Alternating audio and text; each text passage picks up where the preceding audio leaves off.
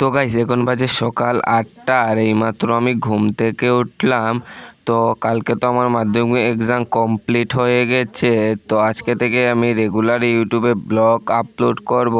তো গাইস আমার Facebook পেজটাও follow করে দেবে, রাজন দেব নামে সার্চ করে। তো তারপরে চলে আসলাম বাইরে, আর বাইরে এসে থেকে উঠোন টুটন ভিজে রয়েছে, কারণ কি কালকে রাত্রে বোধহয় বৃষ্টি হয়েছে।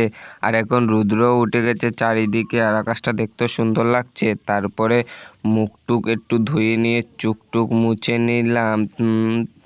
তো আমার মুখ টুক ধোয়া কমপ্লিট, চলে আসলাম ঘরে। আর ঘরে এসে একটু চুল টুল বেঁকা রেখা হয়ে রয়েছে, এটি ঠিক করে নিলাম।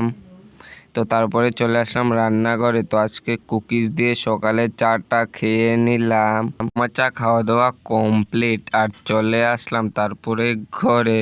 তো তোমাদেরকে ওখানে একটা আমি জিনিস দেখাবো, কারণ কি কালকে রাত্রে বৃষ্টি কি হয়েছে। তো এই যে